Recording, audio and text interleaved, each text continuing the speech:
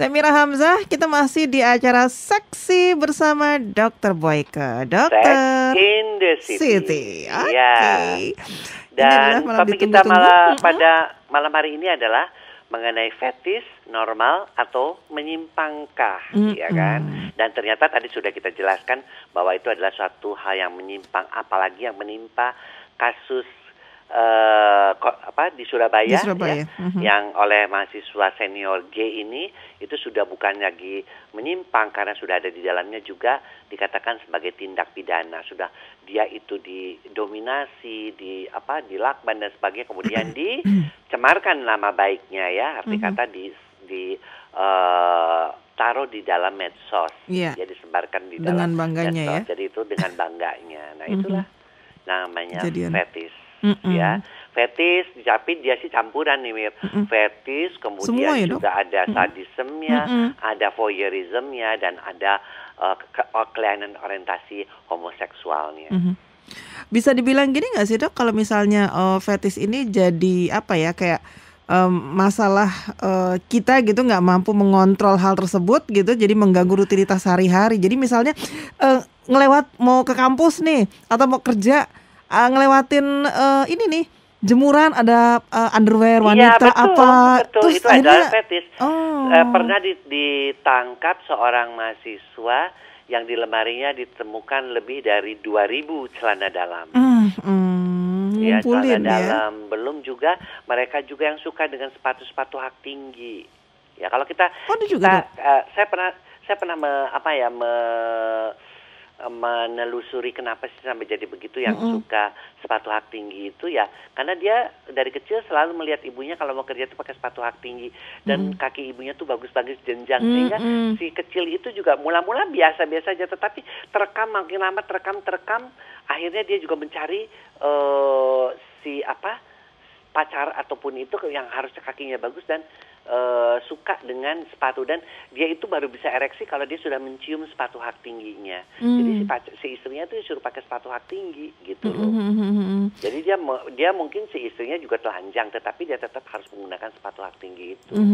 Karena ada sesuatu ya di situ. Ada sesuatu yang membuat dia, ada benda mati di situ yang membuat terangsang. Kalau ya? nggak dipakai itu ya lama katanya ereksi, dan bahkan nggak ereksi.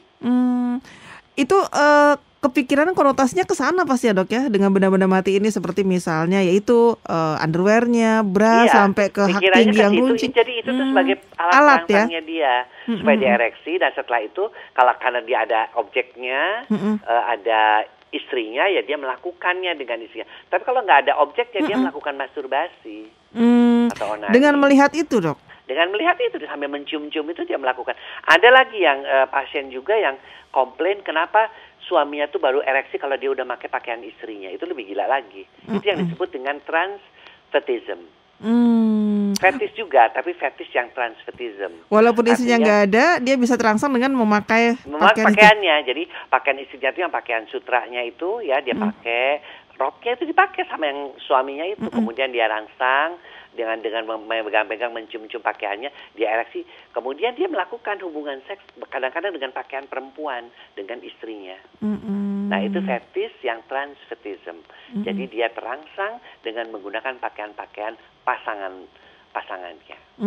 Dok, berarti untuk yang mereka yang termasuk ini sulit dong, Dok, ya, untuk menjalani hubungan yang serius, yang benar-benar. Sebenarnya hubungannya bisa dilakukan, tetapi harus menggunakan objek-objek benda-benda tersebut gitu. Yang si istri juga nggak bisa apa-apa, karena kalau dia bilang, kalau saya sih ya buat saya dia bisa melakukan hubungan, yang penting dia bisa ereksi. Tapi yang anehnya itu kenapa harus ereksi kalau sudah pakai pakaian saya? Gitu loh. Bisa disembuhkan nggak sih, Dok, kalau untuk hal kayak gini? Agak sulit ya. Jadi hal-hal yang seperti itu tuh biasanya penyembuhannya memang dibantu oleh psikiater atau psikolog. Dia yang harus menggali, mengeluarkan. Ada yang namanya terapi aversi, ya. Kalau aversi itu diubah kadang-kadang dikasih obat, kadang-kadang dikasih elektro ini. Jadi kalau dia lagi memikirkan sesuatu hal yang berkaitan dengan fetis itu, kemudian ditimbulkan rasa sakit dengan gelombang listrik, itu juga ada untuk menghilangkan rasa keinginan itu, ya. Ada juga di terapi dengan psikososial, ya, diajarkan yang normal itu yang begini, tapi ada juga dengan terapi yang psikodinamik yang